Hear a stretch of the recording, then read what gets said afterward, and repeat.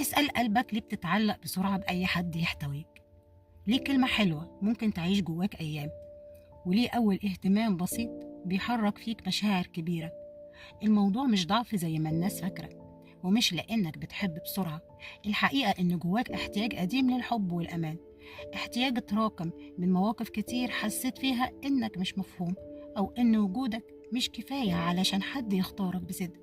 علشان كده لما حد يسمعك كويس بتهدى، لما يهتم بتفاصيلك قلبك يتعلق، لما يحسسك إنك مهم تبدأ تخاف إنك تخسره. أحيانا إحنا ما بنتعلقش بالشخص نفسه، إحنا بنتعلق بالشعور اللي اداهولنا، شعور إن في حد أخيرا شايفنا، فهمنا، ومستوعب تعبنا من غير شرح كتير. بس المشكلة إن التعلق السريع ده بيتعب القلب، بيخليك تبني مشاعر كبيرة على مواقف صغيرة، تستنى زيادة وتتأثر زيادة وتنكسر أسرع من المفروض. وقتها قلبك ما بيكونش محتاج حب وبس، بيكون محتاج يتعلم إن قيمته مش متعلقة بوجود حد، وإن الاحتواء الحقيقي يبدأ من جواك الأول. اسأل قلبك ليه بقيت تسكت كتير؟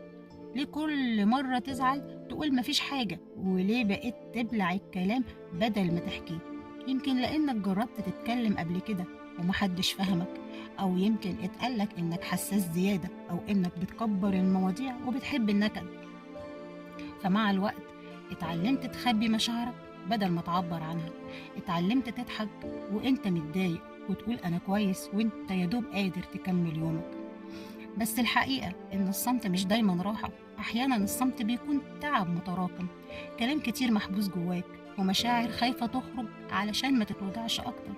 وفي ناس بتسكت مش لانها قوية، لكن لانها تعبت من الشرح، تعبت تحاول توصل احساسها كل مرة، وفي الآخر تتحس إنها معقدة أو عبء. بس قلبك محتاج يسمع حاجة مهمة، إن مشاعرك مش حمل تقيل، وإن التعبير عن الوجع مش ضعف، وإن الإنسان مهما حاول يبان ثابت في جزء جواه نفسه حد صادق يسأله مالك، ويستنى يسمع الإجابة فعلا. اسأل قلبك ليه بترجع رغم الوجع، رغم إنك عارف إن نفس الكلام هيتكرر ونفس الخيبة هتزورك تاني. اسأل قلبك هو فعلا متعلق بالشخص ولا متعلق بالأمل إن المرة دي الأمور هتختلف. أحيانا الإنسان مش بيرجع علشان نسى الأذى، بيرجع لأنه لسه عنده جزء صغير بيحاول ينقذ اللي اتكسر، جزء نفسه يشوف النهاية اللي كان بيتمناها من البداية. اسأل قلبك كم مرة سامح علشان ما يخسرش، وكم مرة سكت عن حاجات وجعته بس علشان يحافظ على حد بيحبه. المشكلة إن القلب لما يحب بصدق أحيانا بيتحمل فوق طاقته، بيقنع نفسه إن بكرة هيبقى أحسن، وإن الشخص هيفهم، وإن الاهتمام هيرجع زي الأول. بس الحقيقة المؤلمة إن بعض الرجوع مش حب، بعضه خوف من الوحدة، أو خوف إننا نبدأ من جديد، أو خوف نعترف إننا تعبنا على الفاضي. اسأل قلبك هو محتاج يرجع فعلا ولا محتاج يختار راحته لأول مرة؟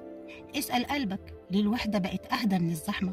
ليه بقيت ترتاح وانت لوحدك أكتر من وجودك وسط ناس كتير؟ يمكن لأن الزحمة بقت متعبة، كلام كتير بدون فهم، وعلاقات مليانة مجهود من طرف واحد، ووجوه بتتغير بسرعة. اسأل قلبك كم مرة حس بالوحدة وهو وسط الناس، كم مرة كان بيتكلم ويضحك بس جواه ساكت وتعبان. الوحدة أحيانا ما بتكونش اختيار، بتكون راحة مؤقتة من خيبات متكررة، مكان هادي بعيد عن التبرير وعن محاولات الشرح وإرضاء الجميع، وعن الإحساس الدايم إنك لازم تبان كويس وبخير. اسأل قلبك هو فعلا بيحب العزلة ولا بس ما بقاش عنده طاقة للعلاقات المؤذية. في فرق كبير بين إنك تحب تكون لوحدك وإنك توصل لمرحلة تحس فيها إن البعد أأمن من القرب. بس مهما تعود القلب على الوحدة بيفضل جواه احتياج صغير لحد شبهه، حد يريحه من غير خوف ويخليه يحس إن الدنيا لسه فيها أمان. وفي الآخر اسأل قلبك كم سؤال لسه مخبيه ومش قادر يجاوب عليه. يمكن إحنا طول عمرنا بندور على إجابات عند الناس، مع إن أكتر الحاجات صدق ساكنة جوانا إحنا. ولو حسيت يوم إن الكلام لمس جزء جواك فده لأن قلبك كان محتاج حد يفهمه مش يحكم عليه. ودي لسه البداية، لسه في كلام كتير عن الخوف والتعلق والوحدة والاحتياج، وحاجات بنحسها كل يوم بس قليل اللي بيعرف يوصفها في الحلقات الجاية يمكن تخليك تفهم نفسك أكتر، أو يمكن تخليك تسمع صوت قلبك لأول مرة بوضوح. استنى الباقي، يمكن تلاقي في الكلام ده جزء منك لما تحتاج تسأل قلبك.